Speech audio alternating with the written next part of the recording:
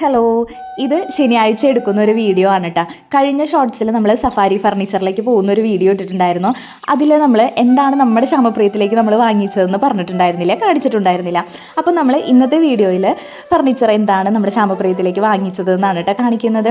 അപ്പോൾ നമ്മുടെ വണ്ടി വന്നിട്ടുണ്ട്. പിന്നെ നമ്മുടെ വഴി ഇങ്ങനെ ആയതുകൊണ്ട് തന്നെ ഏതൊരു വണ്ടി വന്നാലും റിവേഴ്സ് വയ്ക്കലാണ് ആദ്യത്തെ പരിപാടി. അപ്പോൾ ശ്യാമ ഇറങ്ങി ചെന്നിട്ട് വണ്ടി റിവേഴ്സ് വയ്ക്കാനായിട്ട് ആ ചേട്ടനെ ഹെൽപ്പ് ചെയ്യുന്നുണ്ട് കേട്ടോ. അങ്ങനെ വണ്ടി റിവേഴ്സ് വെച്ചിട്ടാണ് നമ്മുടെ വീട്ടിലേക്ക് സാധനങ്ങൾ ഇറക്കാനായിട്ട് പറ്റുള്ളൂ. അപ്പോൾ നമ്മൾ വാങ്ങിച്ചിട്ടുള്ളത് ഒരു സോഫയാണ് കേട്ടോ. സഫാരി ഫർണിച്ചറിൽ നിന്ന് ഒരു പ്രീമിയം സോഫ തന്നെയാണ് നമ്മൾ വാങ്ങിച്ചിട്ടുള്ളത്. അപ്പോൾ അത് ഇറക്കാനുള്ള പരിപാടിയാണ് ഇനി കാണുന്നത് കേട്ടോ.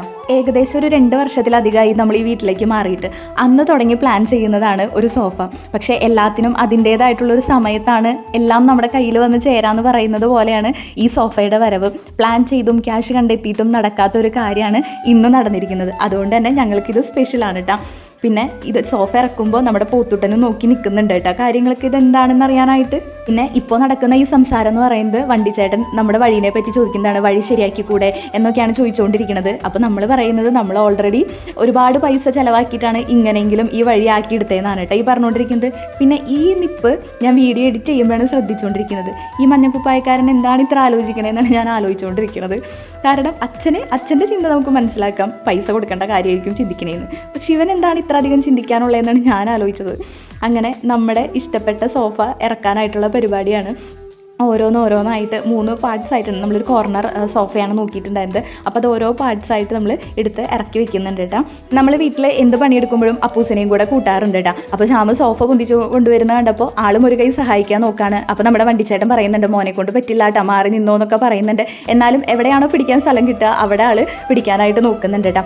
അങ്ങനെ പേയ്മെൻ്റ് എല്ലാം കൊടുത്തതിന് ശേഷം നമ്മൾ സോഫ സെറ്റ് ചെയ്തിട്ടുണ്ട്.